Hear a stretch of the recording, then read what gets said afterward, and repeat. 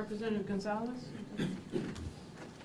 Thank you, and good morning, and to first Commissioner and the law enforcement team here at the Springfield Department, I want to thank you for the work that you do, including our state partners, Colonel Mon and the Western Mass Division. And we're in the police department, and this is law enforcement, but this is not an issue of law enforcement and the police department or the mayor or city government. This is a community issue. And I think that we need to have more outreach. And yes, we have to be strong on crime, but I think more importantly, we have to be smart on crime. And we can lock people up, but we have to engage with them as well.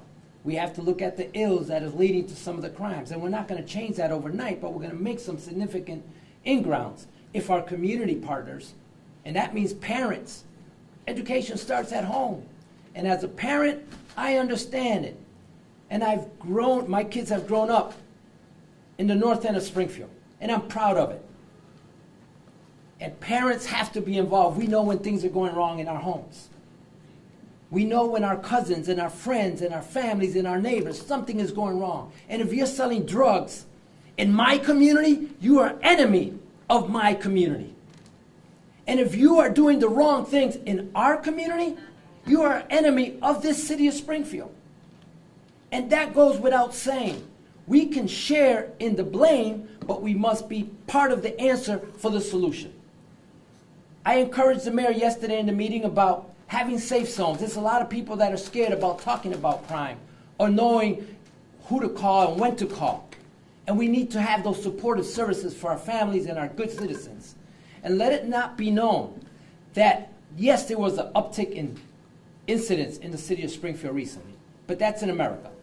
But there's approximately 160,000 people that didn't see crime in Springfield. So we are a good city, a safe city, a strong city with economic vibrancy. But we have some issues that we have to address like everybody else. But let's not pin it only on the issues, because we had thousands of students that graduated from our public high schools, all moving on to college and careers and opportunities. And we have to celebrate that as well. To our police department and the mayor's meeting yesterday, we encouraged him about having safe zones, and that's where the spiritual leaders come in. We encourage that somebody can go into any church or some church that are assigned up through the mayor's office or the police department, that they can go and consider themselves comfortable and safe, that they can share about information or concerns that they have about their own relatives or somebody else on their street or their community. We asked them to look at how do we put more police visibility. And again, I've been here at city government when we had boots on the ground. Community policing, not only C3, but community policing, engaging with the people. And I know it's unsafe. I respect that. There's a lot of negativity out there. But if we need to have 2 officers or 3 officers or 4 officers or 5 officers engaging with people at the same time in order to make everybody safe, then I think that's part of the problem, part of the solution. We also need to have the cameras and the technology that we at the state and the federal government have to support the commissioner's request. And we will do that. In addition, I'll tell you something at the state level we're doing is the guns. We see the amount of guns in the street, and I know these kids aren't the only ones that are building these guns through ghost guns, and we have some legislation to combat that. We also believe that every gun legally purchased should be registered. Every gun that's legally purchased should be registered. And just like I know how many cars you have or you have, I should know how many guns, and the police should know how many guns are legally in a home when they are entering a home for some type of issue.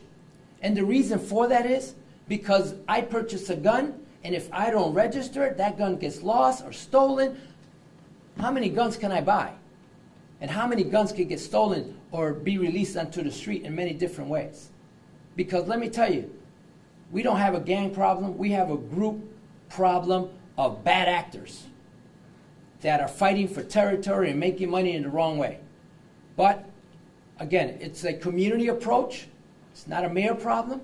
It's not a police problem, state police, or legislative. it's a community problem. And we hope that everybody encourages and they come out and not come to a meeting to tell about what the problems are. This is what I want to do to help this city stabilize from the crime that's existing and be proactive and not reactive, because these are reactions to crime. We have to be proactive. Thank you very much. Thank you.